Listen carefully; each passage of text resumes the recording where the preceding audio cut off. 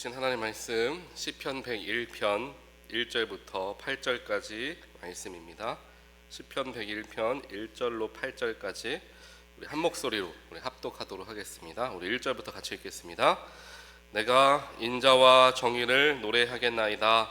여호와여, 내가 주께 찬양하리이다. 내가 완전한 길을 주목하오리니 주께서 어느 때나 내게 임하시겠나이까. 내가 완전한 마음으로 내 집안에서 행하리이다. 나는 비천한 것을 내 눈앞에 두지 아니할 것이요 배교자들의 행위를 내가 미워하오리니 나는 그 어느 것도 붙들지 아니하리이다. 사악한 마음이 내게서 떠날 것이니 악한 일을 내가 알지 아니하리로다. 자기의 이웃을 은근히 헐뜯는 자를 내가 멸할 것이요 눈이 높고 마음이 교만한 자를 내가 용납하지 아니하리로다. 내 눈이 이 땅에 충성한 자를 살펴 나와 함께 살게 하리니 완전한 길에 행하는 자가 나를 따르리로다. 거짓을 행하는 자는 내 집안에 거주하지 못하며 거짓말하는 자는 내 목전에 서지 못하리로다. 아침마다 내가 이 땅의 모든 악인을 멸하리니 악을 행하는 자는 여호와의 성에서 다 끊어지리로다. 아멘. 오늘 시편은 특별히 다윗 왕이 쓴 내용의 시편 말씀입니다. 오늘 말씀에서 우리가 읽으면서 여러 가지 우리 마음 가운데 찾아오는 단어들이 있을 거예요. 특별하게 오늘 말씀에서 반복적으로 다윗이 살아가기를 원하는 그의 삶의 자세가 무엇이냐 하면 2절에 처음 나오는데 내가 완전한 길을 주목하오리니 라고 이야기를 합니다. 내가 완전한 길을 주목하겠다. 즉 다윗은 자신의 삶이 완전해지기를 바라고 있었다는 것이죠. 완전한 삶을 살기를 원했던 것입니다. 하나님 안에서 완전한 삶은 무엇일까 우리는 생각을 해볼 수가 있을 거예요. 영어 성경으로 보니까 완전한 길을 이제 길이라는 표현보다는 아까 제가 말씀드린 것처럼 삶이라고 표현합니다. 그러니까 blameless life라고 얘기를 하죠. 흠이 없는 삶을 얘기하는 거예요. 흠 없는 삶을 살아가기 위해서는 어떻게 해야 하는가에 대해서 다윗이 자신의 가지고 있는 고민들을 스스로 대답을 하며 하나님, 내가 이렇게 살아가기를 원합니다 라고 고백하는 찬송시가 오늘 우리가 함께 보는 시편 101편이 되는 겁니다. 2절 말씀에 보니까 이런 이야기가 나와 있어요. 내가 완전한 길을 주목하오리니 주께서 어느 때나 내게 임하시겠나이까. 이 이야기가 나옵니다. 즉 내가 완전한 삶을 살아간다라는 것은 주께서 어느 때에 나에게 임하실지 우리가 알지 못하기 때문에 우리가 그 얘기는 무엇을 의미합니까? 언제 주님이 다시 우리에게 재림하셔서 우리가 들림받게 되고 예수와 하나님과 함께 더불어 살게 될 날이, 심판의 날이 언제 올지 알지 못하기 때문에 우리는 늘 깨어서 있어야 한다. 영적으로 깨어 있어야 함을 이야기하는 거예요. 그래서 다윗은 그 이야기를 하는 겁니다. 내가 완전한 삶을 살아가야 되겠다. 한번 마음 먹고 어떻게 하면 되겠구나 라고 생각하고 그것을 실행으로 옮기면서 끝내는 게 아니라 주님이 언제 오실지 모르기 때문에 나의 모든 일상의 순간들 속에서 내가 흠이 없는 삶을 살아가기 위해 깨어 있어야 되겠다. 이 이야기를 하는 것입니다. 즉 그리스도인으로서 하나님을 믿는 사람들로서 살아가는 우리들의 삶의 태도는 깨어있는 삶의 태도가 되어야 한다는 사실입니다. 내가 교회에 있을 때나 내가 사회에 있을 때나 혹은 내가 좋아하는 사람들과 있을 때나 혹은 악인들과 있을 때에나 그 어느 순간 어느 때에도 나는 하나님의 백성이요 예수를 닮아가는 사람이라는 것을 깨어서 기억하면서 모든 순간을 대해야 한다. 그 이야기를 이제 하는 거예요. 그러면서 연결해서 나의 완전한 마음으로 내 집안에서 행하겠습니다 라고 다윗은 이야기합니다. 즉 자신이 가장 많은 시간을 보내는, 어찌 보면 가장 편해서 누구 눈치도 안 봐도 되는 그 자리가 바로 가정, 집이 되지 않겠습니까? 그 가정 안에서부터 내가 너무나 편하고 아무도 나에게 뭐라고 할 수 없는 그러한 자리에서부터 내가 흠없는 삶을 살기로 작정하겠다라는 다윗의 고백이 담겨져 있는 거예요. 사람들을 만나거나 교회 안에서뿐만 아니라 나의 일상과 나의 가정에서부터 시작하는, 내가 가장 편하게 생각하는 그 자리에서부터 우리 마음속에 주님을 닮아가는 삶, 즉 흠이 없는 삶을 살아가고자 그 자리에서부터 애를 써야 함을 다윗은 이야기를 합니다. 그러면서 두 번째는 이제 3절에 나와요. 나는 비천하는 것을 내 앞에 두지 아니할 것이요 배교자들의 행위를 내가 미워하겠다라고 얘기를 합니다. 여기서 배교자라고 하는 것은 하나님을 믿다가 하나님을 버리고 가거나 배신하거나 이렇게 우리가 이해할 수 있는데요. 이것도 마찬가지로 영어 성경을 보게 되면 이 배교자를 뭐라고 얘기하냐면 faceless people이라고 얘기해요. 그러니까 face가 없는 사람들, 믿음이 없는 사람들이 얘기하는 거죠. 배교하는 사람들이 믿음이 없는 사람들이다 라고 표현하고 있습니다. 이 단어가 조금 다르게 느껴지기도 하지만 이 결은 같습니다. 왜냐하면 우리는 하나님의 창조물로서 하나님 안에서 태어난 사람들, 창조된 사람들입니다. 그러다가 죄가 들어오면서 그 관계가 깨진 사람들이죠. 그러니 배교자들이다 라고 이야기를 할 수가 있는 거예요. 하나님을 믿지 않고 하나님 가운데 살아가지 않는 사람들이 배교자다라고 표현되어지는 것은 원래는 하나님께 속한 사람들이었지만 그것을 떠나기로 선택한 사람들이기 때문에 이제 배교자가 될 수가 있겠죠. 그런데 영어로는 이제 믿음 없는 사람들 이야기하는 거예요. 그래서 다윗이 완전한 삶, 흠이 없는 삶을 살기 위해서 두 번째로 자기가 실천하며 살아가겠다라는 것은 믿음 없는 사람들처럼 내가 살지 않겠다. 하나님을 모르고 세상에 속한 채 세상의 가치관만 가지고 살아가는 사람들과 같이 어울리지 않겠다. 그 이야기를 하는 겁니다. 반대로 이야기하면 무슨 이야기입니까? 믿음의 사람들과 나는 함께 지내고 나의 시간들을 쓰겠다. 그 말을 하는 거예요. 우리가 누구와 어울리는지가 너무나 중요하다라는 사실 잘 아실 겁니다. 나를 유익하게 하는 그룹과 함께 내가 생활을 하다 보면 내가 나도 모르게 성장하게 됩니다.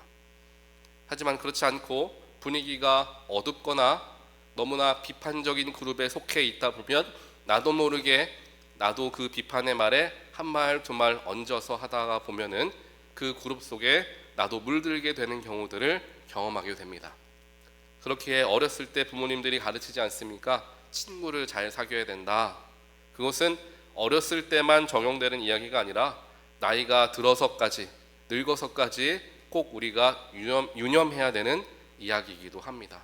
내가 누구와 어울리고 누구와 이야기하며 누구와 어떤 이야기를 하는가, 이게 너무나 중요한데 다윗은 그것을 분명히 하여서 내가 믿음 없는 사람들과 같이 지내다 보면 그 속에 물들 수 있기 때문에, 그래서 나의 삶에 흠이 생길 수 있기 때문에 그렇게 되지 않기 위해 믿음이 있는 사람들과 살아가겠다. 그 이야기를 이제 하는 거예요.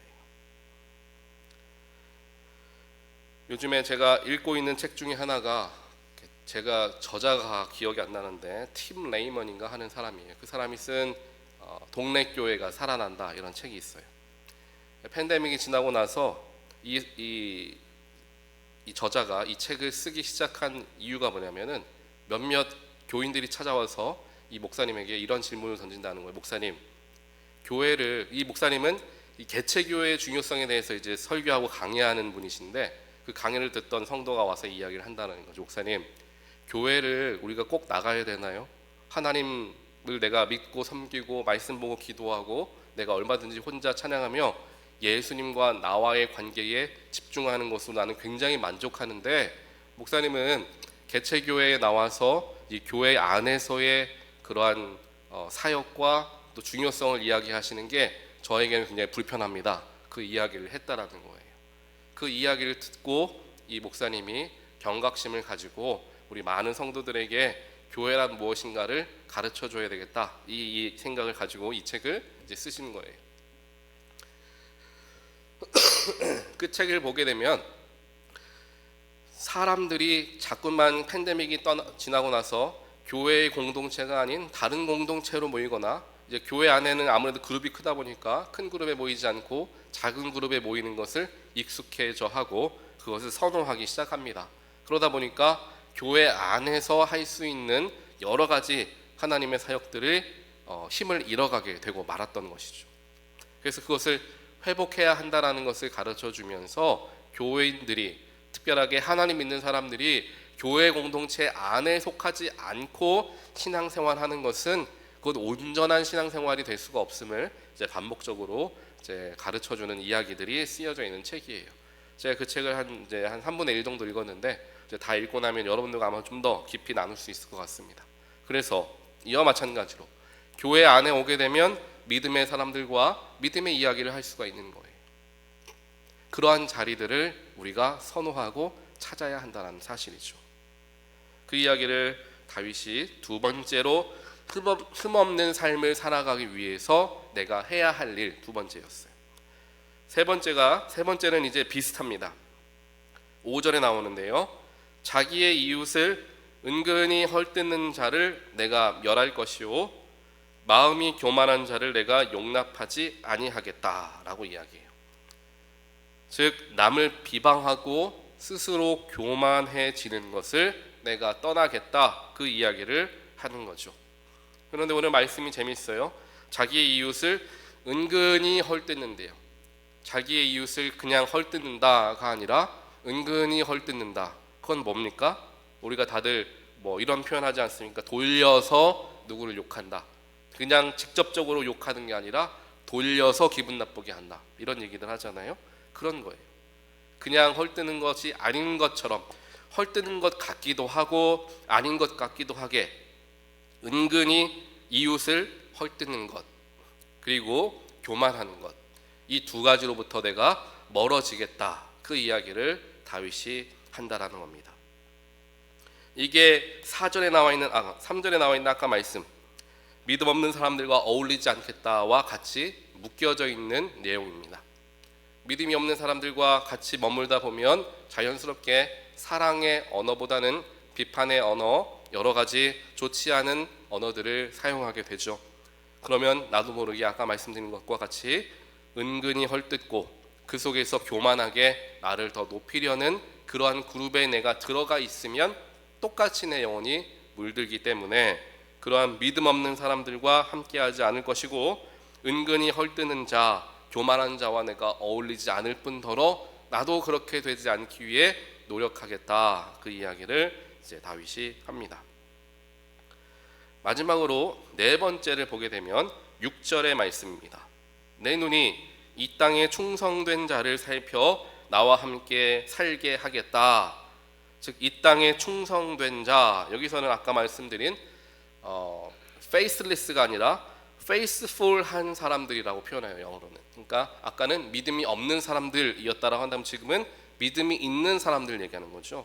그래서 다윗은 자신의 삶이 흠이 없는 삶이 되기 위해서 믿음 없는 사람들과 어울리지 않고 오히려 믿음 있는 사람들을 나와 함께 살아가도록 내가 그들을 나의 삶에 불러들이거나 내가 그들에게 나아가겠다. 그렇게 되면 6절 후반부에 완전한 길에 행하게 될 것이다, 그 이야기를 다윗이 이야기를 합니다. 오늘 다윗은 자신의 삶의 연약함을 알기 때문에, 왜냐하면 자신은 왕의 위치에 올라와 있기 때문에 얼마든지 다른 사람들의 아첨도 듣게 되고 누군가를 은근히 돌려서 비방하는 이야기들도 듣게 되며 사람들을 깎아내리는 일, 여러 가지 권모 술수가 너무나 많은 그러한 정치를 해야만 하는 자리에 다윗은 있었을 겁니다. 그 속에서 자신이 하나님의 뜻대로 나라를 바라보지 못하고 사람을 바라보지 못한다면 굉장히 큰 어려움이 찾아올 수 있다는 것을 알고 있었고, 자신의 삶이 그러한 것들 때문에 유혹을 받고 흔들리고 있었다는 것을 그는 알고 있었던 겁니다.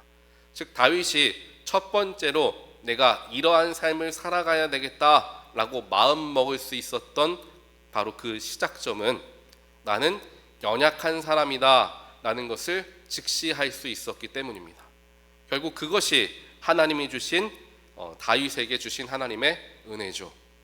나는 많은 것을 가지고 있고 내가 말 한마디만 하면 수많은 사람들이 다 그 말에 복종하지만 나는 연약한 사람이다. 그 속에서 교만해지려는 악한 사람이다. 자신을 똑바로 바라볼 줄 알고 판단할 줄 아는 사람이었기 때문에 그렇게 살지 않으려면 내가 어떻게 해야 되겠습니까? 하나님께 나와 기도하는 사람이었음을 오늘 말씀을 통하여서 살펴볼 수가 있다라는 것입니다. 이제 오늘 다윗이 이야기한 것을 가지고 우리의 삶으로 가져와서 하나님이 이제 다윗의 시편의 말씀을 통하여서 우리에게 말씀하시지 않으십니까? 나 역시 완전한 삶, 즉 흠이 없는 삶을 살아가기 위해서 일상에서부터 그러한 영적 훈련들을 기울여야 하는데, 오늘 말씀의 전체를 살펴봐서 가장 핵심이 되는 것은 내가 어디에 속해 있느냐가 어찌 보면 가장 중요할 수 있다라는 것을 하나님은 우리에게 가르쳐 주십니다. 그리고 내가 어디에 있느냐라는 것은 나의 일상은 어떠하느냐를 의미하는 거예요. 교회 안에서 교회 식구들과 함께 지내는 시간들도 있겠지만 일상에서 다른 사람들과 혹은 가족들과 지내는 시간이 훨씬 더 많을 거예요. 그래서 나는 누구와 가장 많은 시간을 보내는가, 어떤 그룹과 가장 많이 교제하고 이야기하는가, 이런 것들을 스스로가 한번 돌아보고 나를 평가해 보아야 하는 기회들을 가져야 한다는 겁니다. 이것을 놓치면 나의 삶에 하나님께서 기뻐하시지 않는 일들이 나의 삶에 나타날 수 있기 때문이죠. 그런 흠들이 생길 수 있는 거예요. 그런데 이게 결코 쉽지가 않습니다. 쉽지 않은 일이에요. 그래서 8절에 다윗이 마지막으로 고백하기를, 그래서 내가 아침마다 이 악한 것들을 끊어내겠다, 그 얘기를 해요. 내가 악한 것을 끊어내겠다 한번 결단하고 나가는 게 아니라 아침마다 그걸 되뇌이는 거예요. 매일같이 내 스스로를 붙들어서 내가 악으로부터 멀어져야지, 내가 비방하고 교만하고 불평하는 마음들을 다스려야지, 나의 삶에서 일상에서 오늘 하루도 거룩한 삶이 되기 위해서 내 영의 끈을 놓지 말아야지, 아침마다 다짐하지 않으면 넘어지고 실패하기 때문에 다윗은 그것을 알고 있었다라는 거죠. 그 하나님의 사람 다윗도 아침마다 하나님 내가 악에 빠지지 않게 해주십시오 간구하면서 하루를 살아가는데, 저 같은 혹은 우리 같은 더 연약한 성정의 사람들은 뭐 말할 나위가 없을 거라는 것입니다. 그러니 우리의 인생 속에서 우리가 매일같이 하나님, 나의 삶이 하나님께 붙드는 삶이 되길 원합니다. 내가 믿음 없는 사람들처럼 살아가는 것이 아니라 믿음의 눈으로 믿음의 사람들과 어울리며 하나님을 높이는 삶을 살기를 원합니다. 이러한 마음을 가지고 매일의 삶을 대하는 우리의 태도와 자세가 결국 우리가 완전한 삶을 살아갈 수 있는 하루하루가 되어짐을 하나님은 저와 여러분들에게 가르쳐주고 계십니다. 그러니 주말과 교회 나오는 그때만뿐만 아니라 월요일부터 오히려 더 우리의 영혼의 끈에 붙들어서 하나님 안에 거하는 우리의 삶이 될 수 있도록 우리가 더 기도하고 또 마음을 드리게 되는 저와 여러분의 귀한 삶이 되시기를 주님의 이름으로 간절히 축원드립니다. 같이 기도하겠습니다. 사랑의 하나님, 감사합니다. 오늘 말씀을 통하여서 우리가 얼마나 흔들리고 넘어질 수 있는 약하고 때로는 악한 사람들인지 깨우치게 하시니 주여 감사합니다. 하나님은 하나님을 따라 살아가는 사람들에게 완전함을, 흠결 없음을 원하시고 바라십니다. 그로 인하여서 온전한 하나님의 축복과 은혜를 누리게 하기 위함인 줄 저희들 믿습니다. 하나님, 그러한 삶을 살아가기 위해서 나의 일상에서부터 영적인 훈련을 기울이는 우리가 되기를 원합니다. 매일같이 오늘 다윗의 고백처럼 아침마다 내 영혼을 빼앗기지 않으려 애를 쓰는 삶을 살아가게 하시고, 일상에서 다른 믿음 없는 사람들과 같이 생각하고 교만과 또한 비방으로 물든 삶을 살아가지 않도록 우리를 구별하여 주시고, 믿음 있는 사람, 영적인 사람들과 함께 어울리게 하시어 더 귀한 것을 바라보며 주님을 찬양하는데 나의 시간과 나의 일상들을 사용하여서 완전한 삶을 이루어가는 우리 모두가 될 수 있도록 주여 축복하여 주시옵소서. 하나님, 우리 나성 금란교회가 그런 믿음 있는 사람들의 공동체가 되기를 원합니다. 우리 교회에 모여서 함께 예배하고 교제할 때마다 이러한 선한 일들이 일어나게 되기를 간절히 원하오니, 우리 이 자리에 모인 모든 성도들, 하나님의 백성들 가운데 축복하사 믿음 있는 사람들로 구별하여 주시옵소서. 이 모든 말씀 예수 그리스도 이름으로 간절히 기도합니다. 아멘.